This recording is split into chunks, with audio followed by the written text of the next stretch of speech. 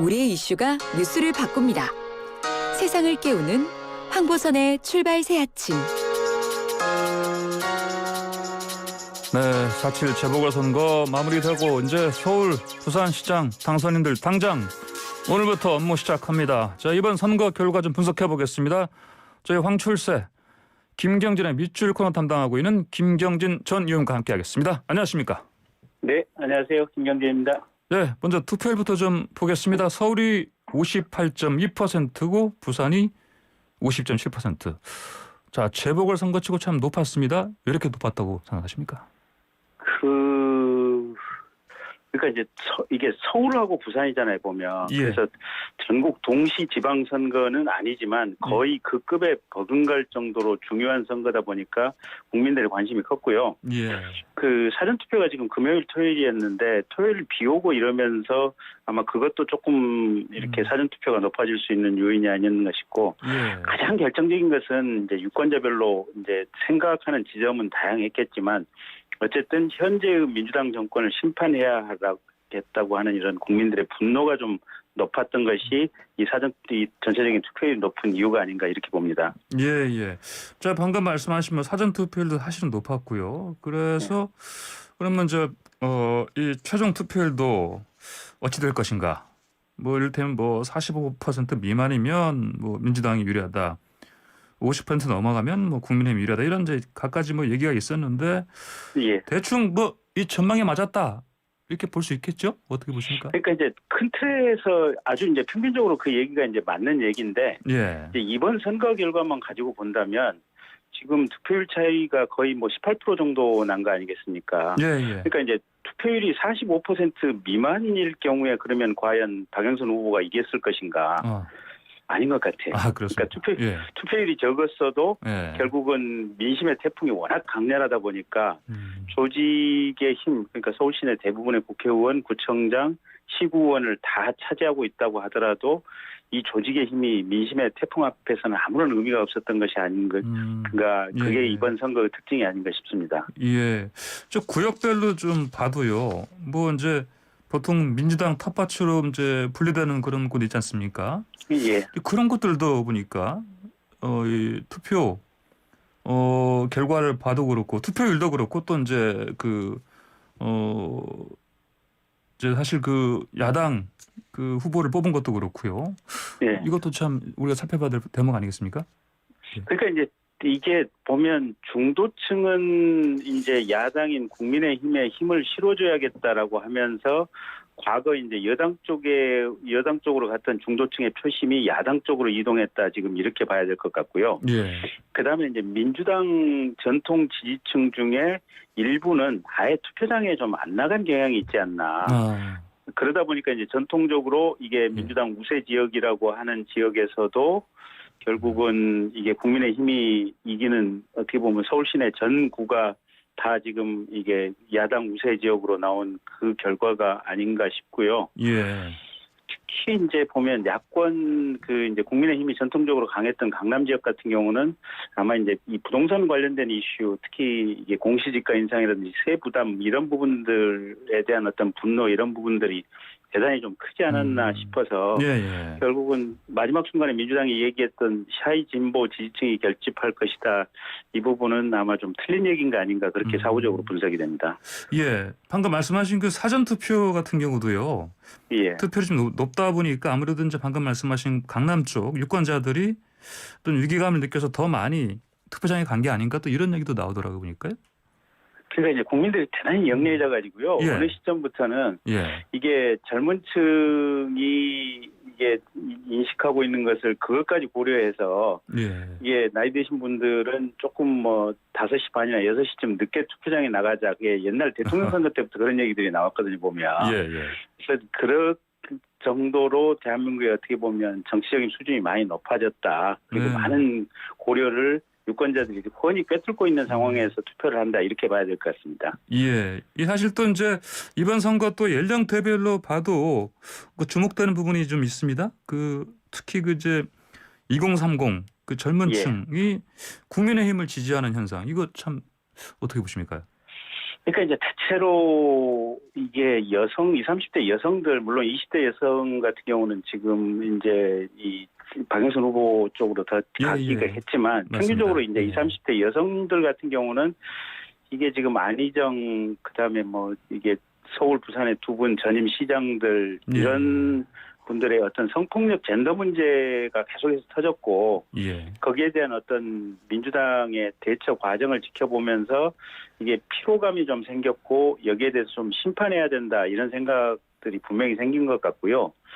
특히 선거 과정에서 이제 임종석 전 실장이 이제 이 부분 논란을 다시 꺼낸 부분들이라든지 이런 부분들이 아마 표심에 아마 20, 30대 여성들에게는 악영향을 좀 미친 것 같고 20, 30대 남성들의 경우에는 이게 지금 문재인 정부의 공정성 문제 또 자신들이 좀 역차별 당하고 있다. 이런 느낌들을 많이 받고 있는 것 같아요. 특히 그래서 이제 이게 정규직 취업률이 좀 이렇게 매우 낮은 상태에서 지난번에 이제 인천국제공항공사 정규직화 과정에서 생긴 논란이라든지 또 통계청장 문제라든지 또 이제 수도권 대졸자 같은 경우는 지방대 출신이나 또 이렇게 뭐 여기에 비해서 또 역차별을 받는다 이런 느낌들이 일부가 있는 것 같아서 역차별이요. 그래서 그런 부분들이 아마 20, 30대 남성 표심이 아마 보수 진영 쪽으로 간 것이 아닌가 이렇게 봅니다.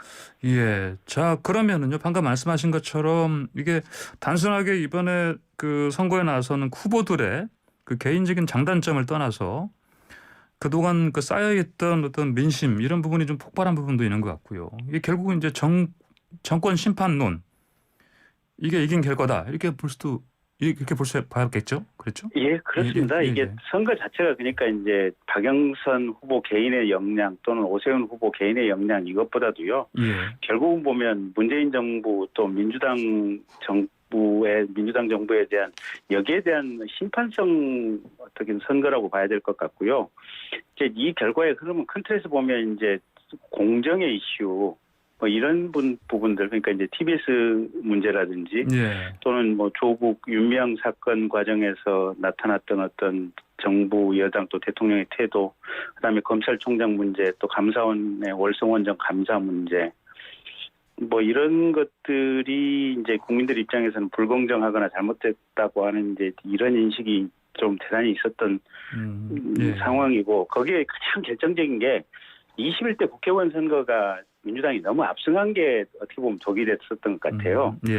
그러니까 21대 선거 이후에 이제 이렇게 보면 이렇게 국민들 일각에서는 너무 한쪽으로 몰아준 것이 아닌가 이제 이런 우려하는 심리가 있었는데 여당에서는 그런 국민들의 마음을 헤아리지는 못하고 국회를 이렇게 독식하면서 그냥 너무 일방적인 방향으로 몰아가고 그다음에 검찰총장이나 감사원장을 이렇게 이제 계속해서 때리는 과정들 이런 흐름들이 이게 이 민심 저변에 깔리면서 이번에 큰 틀에서 좀 심판을 해줘야겠다 또 균형을 잡아줘야겠다 이런 국민들의 이 마음의 밑바탕이 형성이 된 것이 아닌가 이렇게 봅니다. 그 사실 이번 선거에서 보면은 그 여당 측에서는 야당 그 후보의 그 사실 뭐 의혹 이쪽을 중심으로 공세를 많이 폈습니다. 그래서 뭐 이른바 네거티브 전략이라고 하는데 과거 선거들에서 사실은 또 이런 전략들이 좀 효과를 발휘하는 부분도 있었기 때문에 아마 이쪽으로 좀 그 힘을 집중한 거 아닌가 그런 생각이 드는데 효과를 좀 뭐 거의 못 본 것 같아요. 그렇죠? 그렇죠. 그러니까 이제 이게 과거의 효과를 봤기 때문에 오히려 어느 시점부터는 그 네거티브 공세라고 하는 것이 더 이상 효과를 못 미치는 것 같아요 보면. 그러니까 이제 그 지금은 인터넷을 뒤져보면 과거에 했던 일에 대한 어떤 텍스트 기사라든지 영상이라든지 이 모든 것들이 다 남아 있는 거 아니겠습니까? 그래서 국민들의 경험이 아주 쉽고 이게 분명하게 축적되는 이런 흐름인데 과거에 뭐 이렇게 김대엽 사건이라든지 여러 과정들이 이제 축적이 돼 있다 보니까 국민들이 이제 그런 인식을 하고 있고 실은 지난번 대선 때도 보면 그 문재인 대통령 아드님 이제 취업 특혜 논란이 있었을 때 제가 그때 안철수 후보 이제 옆에 참모로 지켜보니까 국민들이 투표를 하면서 그 부분에 대해서 전혀 신경을 안 쓰더라고요 보니까. 그래요? 그러니까 이게 가장 핵심적인 투표를 하는 동인 그러니까 어떻게 보면 여당의 의석이 너무 많고 권력이 세기 때문에 견제해야겠다고 하는 이게 1순위의 어떤 의제로 국민들 마음속에 형성이 됐다면 나머지 소소한 무슨 내곡동 땅 뭐 생태탕 집에 갔느냐 사실은 이게 이제 뭐랄까 거기 어떤 수용 과정에서 금액 결정에서 무슨 특혜나 불법이 있었느냐가 핵심인데 예. 그런 부분하고도 상관이 없는 어떻게 보면 지연 말단의 얘기를 민주당이 꺼내다 보니까 예. 이게 민주당 입장에서는 이게 유의미한 어떤 방안이라고 생각하고 공약 공방을 계속했지만 실은 국민들 입장에서는 전혀 관심도 없고 예. 오히려 이런 부분들이 어떻게 보면 이 검찰총장이나 감사원장 때린 것 이런 부분과 연결돼서 어떤 민주당의 불공정성에 대한 어떤 인식이 오히려 더 강하게 간 것이 아닌가. 예. 그렇게 비춰져서 민주당의 선거 전략이 좀 많이 잘못된 것이 아닌가 이렇게 판단이 됩니다. 예, 그러니까 이제 국민들의 정치 의식 자체가 수준이 뭐 핵심을 간파하는 그런 능력이라든지 판단하는 능력이 워낙 지금 많이 높아져 있기 때문에 네, 이런 네거티브 전략 자체가 일반적으로 일단 핵심을 찌르지 못하는 부분이 생겨버리면 아니면 아주 치명적인 게 아니라면 그렇죠. 효과를 발휘하는 부분이 발휘하지 못하는 게 이런 지금의 상황이죠. 예. 그러면 또 이제 이른바 원죄라고 불리는 부분 있지 않습니까? 사실 네. 뭐 서울, 부산 보궐선거 다 모두 사실은 뭐 성추행 관련해서 재보궐선거 한 거 이것도 사실은 큰 벽이 되지 않았을까요?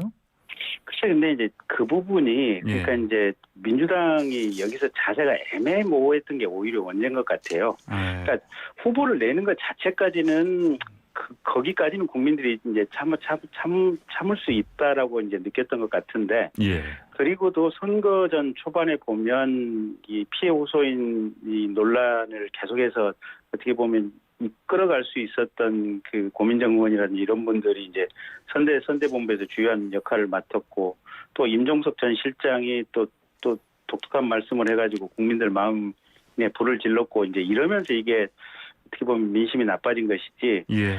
이 원죄 자체가 이제 냉철하게 보면 사실은 후보를 안 내면 네. 이게 내년 대선 깔끔하게 치를 수 있는 어떻게 보면 이런 흐름이 됐겠지만 냈다고 하더라도 그 자체가 본질적인 문제는 아니었는데 어쨌든 그게 중간 선거 과정에서 핸들링의 미숙과 이게 결합되면서 이 원죄 역시 선거 표심에 대단히 이 중요한 요소 중에 하나였다. 이렇게 보여집니다.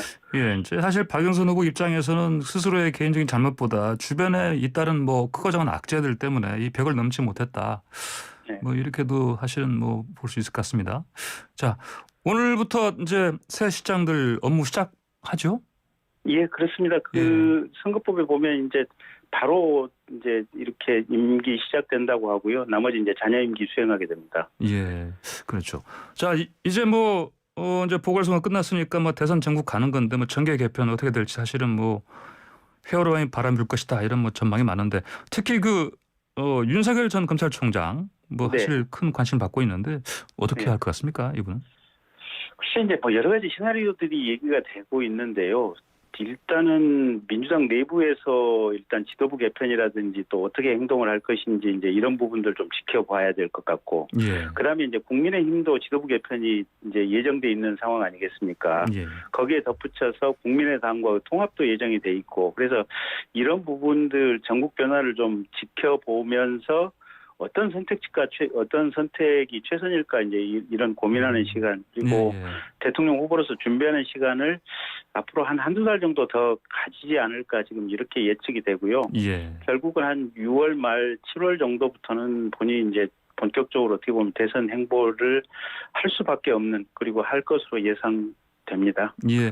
근데 사실 뭐 검찰 내부에서는 뭐 윤 전 총장 최근에 사실 이를테면 뭐 사전 투표할 때도 나타나고 그런 모습 보고 어떤 뭐랄까 이제 중립 지키는 거라든지 이런 부분 때문에 사실 뭐 비판이 좀 있기도 했는데 어떻습니까? 그런 민심이랄까요? 그러니까 이제 통상적인 상황이라고 본다면 그런 검찰 내부의 비판이 이제 당연한 것이고요. 이제 그 부분과 관련돼서도 사실은 윤 총장께서 적절하게 국민들께 이제 설명이 필요하고요. 제 입장에서 보면 사실은 윤 총장 같은 경우는 박근혜 정권에서는 박근혜 정권 보수 정권과 싸우면서 이제 치열하게 수사를 하려고 했었고 또 문재인 정부 내부에서는 뭐 월성 원전이라든지 울산 사건이라든지 또 뭐 여러 가지 현 정부와 부담된 사건을 가지고 싸우다가 결국은 낙마한 거 아니겠습니까? 그러니까 이제 그런 상황의 불가피성을 국민들께 얼마만큼 설득할 수 있을 것인지 그리고 자신이 얼마만큼 이제 상식과 정의가 제대로 통하는 또 헌법 정신이 통하는